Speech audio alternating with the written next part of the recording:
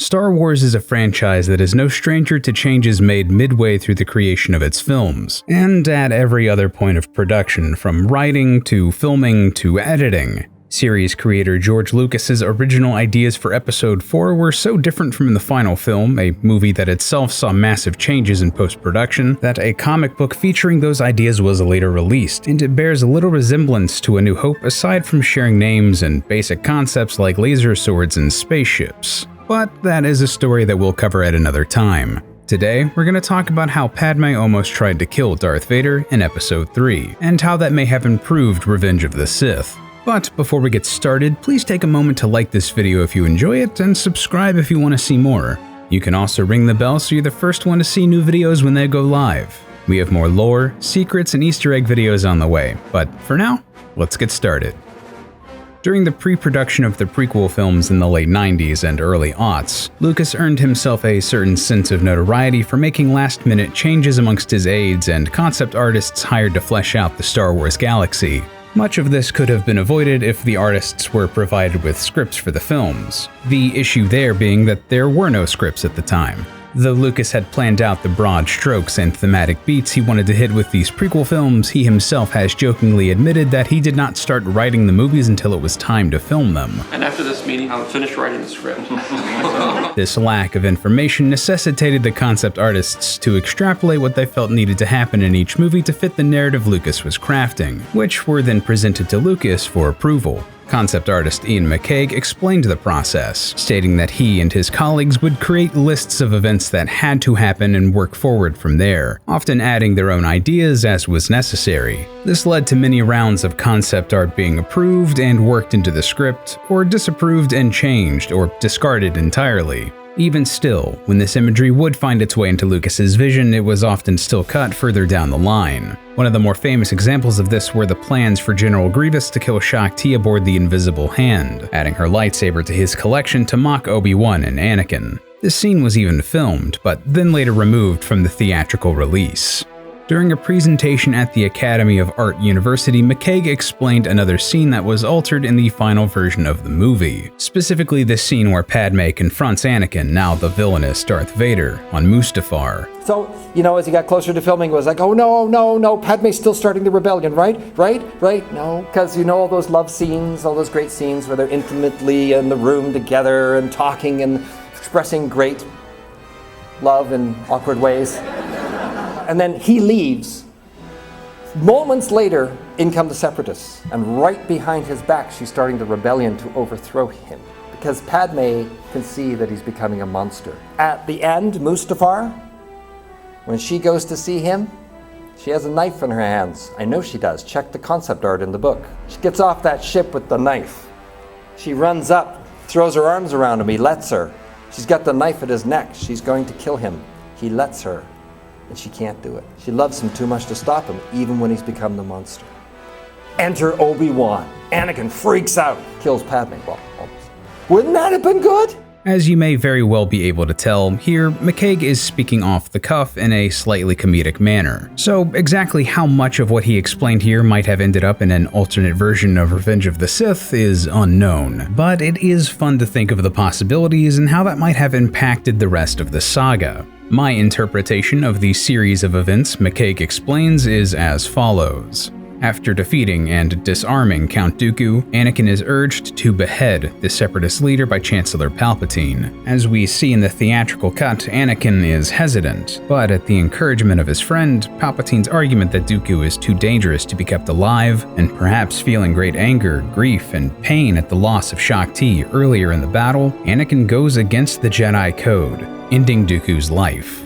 This first significant step towards the dark side, along with recurring dreams of Padme dying in pain, leaves Anakin more sullen and withdrawn from those closest to him. Even Padme notices Anakin acting strangely, despite his initial excitement at the news that they are expecting.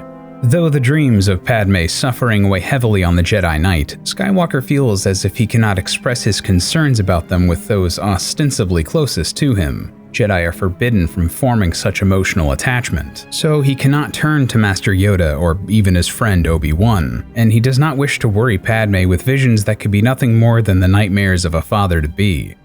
Anakin grows closer to Palpatine, who appoints Skywalker as his representative on the Jedi Council, the latest in a series of moves that appear as if the Chancellor is consolidating power. This especially concerns Padme, who fears for the Republic's fate if Palpatine, who has already violated his term limit, continues to seize more control of the government. Though the Jedi Council accepts Skywalker as a member, they do not elevate him to the rank of Master, which Anakin sees as a personal slight. Though this frustrates the Jedi Knight, it probably would not have been such an issue if the Council did not immediately request that he spy on Palpatine. Anakin grows disillusioned with the Jedi Council and gravitates further towards Palpatine, whom he sees as a caring friend and mentor. As the Clone Wars rage on and the Republic closes in on Grievous, Anakin privately confides in Padme, ranting about the Jedi Order and showering the Chancellor with praise. He lets anger build within him and begins using much of the rhetoric that Palpatine espouses, while refusing to open up to Padme about the nightmares that scare him so. Though initially benign, Anakin's continued toxic behavior begins to drive a rift between the couple. Fearful for the Republic and worried that Anakin would not understand, Padme covertly reaches out to the Separatist coalition with a few other Republic senators like Bail Organa and Mon Mothma, hoping to find a peaceful resolution to the war and an end to Chancellor Palpatine's rule. This new alliance slowly sows the seeds of rebellion within the Republic. After Grievous is killed on Utapau, Palpatine reveals himself to Anakin as the Sith Lord Darth Sidious, promising that he can save Padme. Skywalker turns him over to Mace Windu, but his disillusionment of the Jedi Order is pushed too far when Windu parrots what Palpatine had said about Dooku, that the Chancellor is too dangerous to be kept alive. Skywalker, now believing there to be no difference between the Jedi and the Sith, sides with his friend Palpatine and helps cut down Windu. He is taken under Sidious's wing as Darth Vader, and most of the remaining Jedi are slaughtered during Order 66. Palpatine seizes power and crowns himself Emperor, sending Vader to kill the Separatist leadership. Padme's worst fears have come true. The Republic has fallen, and Anakin has fallen with it. The man she loves has become a monster that she cannot recognize. She follows Anakin to Mustafar, but she knows it's too late to save the Separatists. With a knife hidden on her person, she runs and embraces Anakin, pleading with him to turn against Palpatine and the Empire. He refuses, saying that he can overthrow the Emperor. They could rule together as Emperor and Empress, and they could carve out an entirely new galaxy for their child. Padme's heart breaks as she produces the dagger from her arm around Anakin, holding it to his neck. Anakin's heart breaks, realizing what his beloved is doing, pressing the blade against the flesh of his throat. Everything he has done, every one of the Jedi that he helped kill, the war that he has helped end, he did it all for Padme.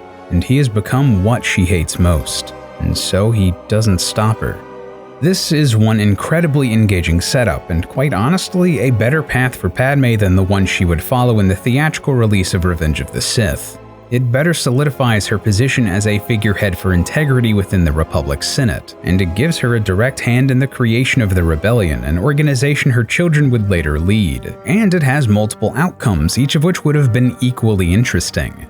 In his presentation, Ian McCaig said that despite everything Anakin had done, Padme would not have been able to bring herself to kill him. She just loved him too much, even if the man she fell in love with is gone. But Obi-Wan steps out of her ship and causes Anakin to fly into a rage, bringing Padme to the edge of death before Obi-Wan intervenes, like we see in the film.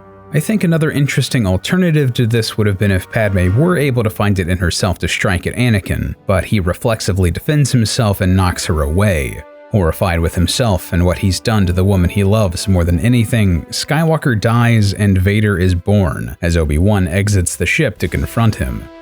How do you feel about what could have been with Padme in Revenge of the Sith? Do you like it better or worse than how her character was handled in the theatrical release? And if you want to see what else could have been with the Star Wars franchise, check out my video about Heir to the Empire, the first in a trilogy of novels that many see as the true sequel trilogy. Anyway, please remember to hit that like button if you enjoyed this and subscribe for more lore and explanations in the future. And you can ring that little bell icon so you never miss an upload. Anyway, thank you so much for watching, and until next time.